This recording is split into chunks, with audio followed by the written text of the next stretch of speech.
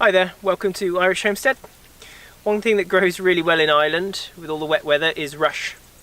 And when we, before we did anything with this field last year, it was waist high in super long grass and rush. And most people see the rush as being a real problem, and they just either cut it or spray it or try and kill it off. One very good use that we found for rush, which obviously is a very traditional use for rush, is we cut the rush and we store it in the hay barn, and after it's dried up for a few months it makes really good bedding, and it doesn't cost us anything.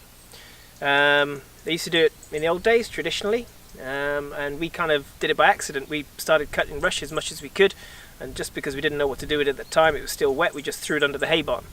And after a few months it had all dried up, and then we kind of realised, well, hang on, this is a really valuable resource that we have growing in our fields.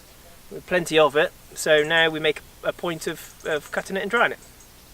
So this field here was, as I said, was waist high in grass. We put a couple of goats and a donkey in here to first sort of pick around the best bits of the grass, and after they'd done a pretty good job, to be fair, we put our Shetland sheep in, put our 3 Shetland sheep in, and they took the grass down to a really nice short level, which now makes it easy for us to come around and be able to see the actual rush plants, and it makes it very easy and clean for us to cut the rush and take it out of the field. We'll then let it rest and then bring the sheep in here later on in the summer. Best time of year to cut your rush though is before it starts seeding, before the seed heads form. It's okay, second time. Let's cut that. Okay. Of course, the best time to cut your rush is before it goes into seed.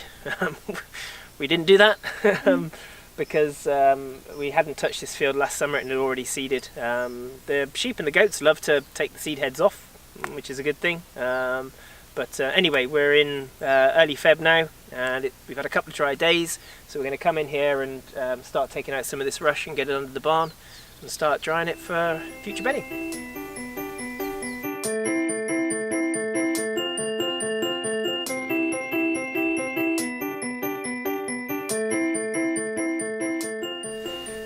Okay, so the field we're going to cut today is just short of an acre, and the method we found best is get yourself a good pair of secateurs. Any household brand of secateurs will do, but make sure they're nice and sharp. And you get down really deep, down against the roots, and cut away. And with an acre field, you should be done in about a month. No, we're just joking. We use a brush cutter.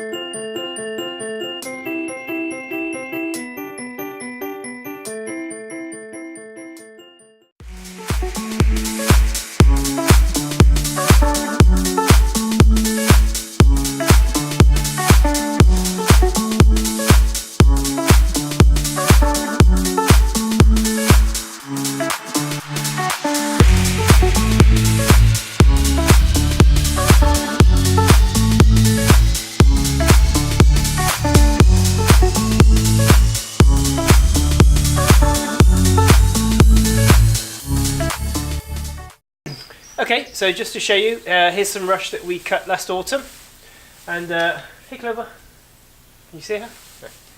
No. Okay, stop. I lost my train of thought. I shouldn't have said that, should I? Okay, so here's some rush that we cut last autumn. We just cut it, keep it under the hay barn, and every few weeks we just rotate it to let the air go through it, and it dries up lovely. And we've been using this all winter, bedding for the sheep, for the goats, lots of bedding for the goats. We do deep bedding, and it's also gone for bedding for the pigs and the donkey. So brilliant, free bedding. We haven't had to buy any straw this year at all.